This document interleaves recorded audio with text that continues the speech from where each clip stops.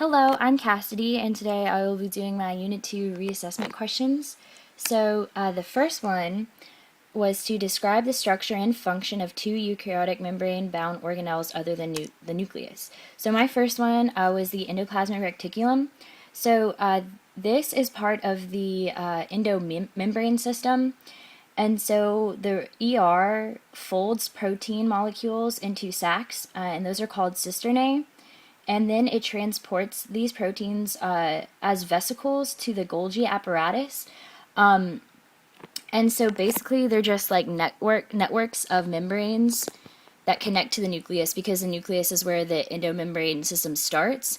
And there are two different kinds of ER. There's the rough and then there's the smooth. The rough has ribosomes attached. As you can see in this picture right here, those dots are the ribosomes, and then this is the smooth ER because there are no ribosomes attached to it. And then for my next organelle, I chose to do mitochondria, and everyone learns that the mitochondria is the powerhouse of the cell, and that is because it's the site where cellular respiration takes place, and that's where that just means that it makes energy for the cell.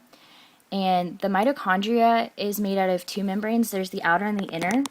And the outer membrane just kind of, like right here, this brown part, it just kind of acts as a skin and it protects the mitochondria. And then on the inside, there is an inner membrane, and those have been folded over many times, and this increases surface area. And this is a really good thing because the folds separate into different pockets where multiple reactions can take place at the same time. So that really increases productivity when multiple reactions need to be taken at the same time. All right, my next question, the next part of the question is right here, and I chose to do cell walls and ribosomes. So the prokaryotic part of a cell, well, first of all, the cell wall protects and supports the cell, and it also helps maintain shape. And so the question wanted me to differentiate between the prokaryotic and the eukaryotic cell wall. So here's a picture of the prokaryotic, and the big difference is that it is made of peptidoglycans. So that's just like the material the cell wall is made out of. And in this picture, you can see the cell wall is this inner yellow line that goes around and lines the cell. Now for the eukaryotic part, the big difference is that it's made of cellulose. And here's a picture of a eukaryotic, which means it has a nucleus right there. This is the cell wall. Right here, this green shield that kind of goes around. Now for the second organelle I chose was ribosomes. So ribosomes are where proteins are made. And so in prokaryotic cells, ribosomes are smaller. And right here in this picture, you can see there are these orange little polka dots.